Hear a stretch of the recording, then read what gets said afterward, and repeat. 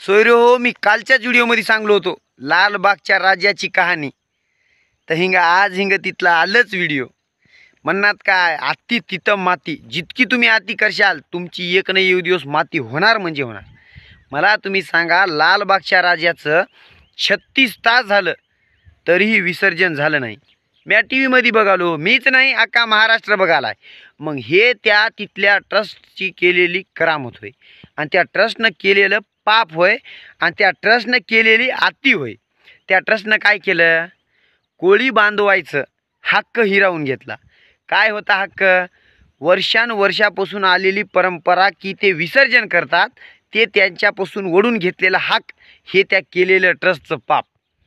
मराठा आंदोलक मुंबईला गेले होते. त्यानं काय करायचं ठरवलं होतं, लालबागच्या राजाला जायचं, तिथल्या देवाचं दर्शन घ्यायचं आणि पोटाला भेटणारा एक टाईमचा महाप्रसाद घेऊन आपल्या पोटाची भूक भागवायची. हे ठरवून गेलेले मुंबईला मराठा बांधव यांच्यापासून हिरावा घेणारे हे तिथली ट्रस्ट. या ट्रस्टनं केलेली आती बघल्या.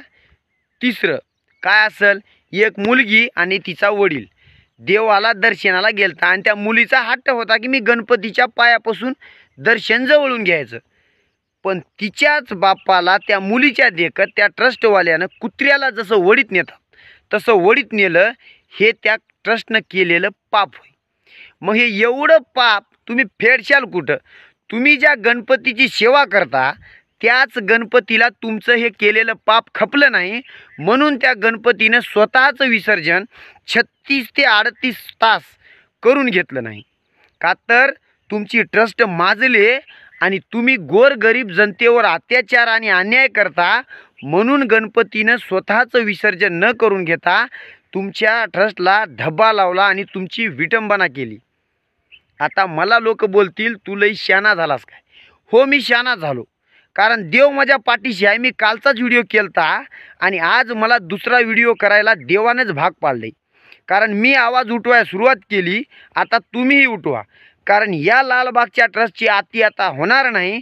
तुम्ही जर याच्यामध्ये सुधारणा करून गोरगरीब जनतेला सामान्य आणि चांगली सुव्यवस्था देणार नाही, तोपर्यंत असाच तुम्हाला धबा लागत राहणार. कारण हे तुमची आती आणि तुम्ही माजल्या, आणि तुमच्याजवळ झालाय बघा पैसा. या ट्रस्टपाशी झालाय जास्त पैसा, म्हणून हे ट्रस्ट माजल्यासारखी करते आणि सामान्य गरीब जनतेवर अत्याचार करते. आणि जे माजरूट पैसेवाले लोक आहेत त्यांना मातानं चांगला सुविधा देते, त्याला चांगलं दर्शन, त्याला देवाच्या पायापाशी घंटाभर थांबा, त्याला काही त्रास नाही. पण गोरगरीब जनतेला पायावर मुंडकंसुद्धा ठेवू द्यायचं